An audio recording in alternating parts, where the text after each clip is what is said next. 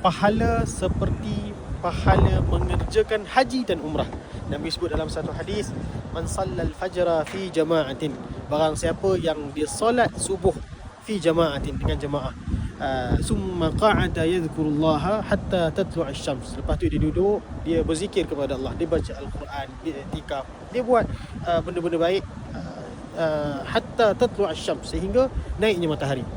Summa salla rak'atain, lepas tu dia solat 2 rakaat, kanat lahu ka'ajri hajjatin wa umrah, kepada dia pahala haji dan umrah.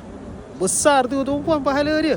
Sebab tu tuan-puan yang datang, especially yang datang ke Mekah, kena pastikan dah lepas solat subuh, tunggu berzikir, duduk tengok ni ada pakcik-pakcik tengah tengah baca Al-Quran. Atas ni sejuk sekarang ni kan, tapi di bawah ramai lagi tengah ini yazkurullah ni, mengingatkan kita kepada Allah, tawaf, buat ibadat-ibadat hatta tatlu' asy-syams, sehingga naiknya matahari.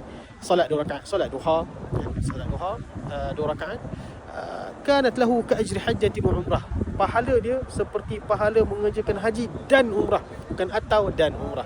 Jadi kita dah buat kat sini, kita balik Malaysia, kita kena buat lah.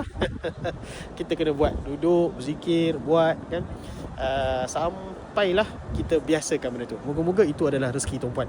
Tuan-puan yang nak pergi umrah boleh cari kami di Mursyid Al-Haramain Travel and Tours. Kita menyediakan package-package yang sangat baik untuk tuan-puan bersama dengan kami di Mursyid Al-Haramain Travel and Tours.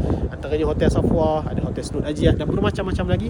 Pejabat-pejabat cawangan kita ada, ejen-ejen kita pun ramai. Alhamdulillah, hubungi kita segera, dapatkan promosi-promosi yang ada, insya-Allah taala bersama dengan kami di Mursyid Al-Haramain Travel and Tours, insya-Allah.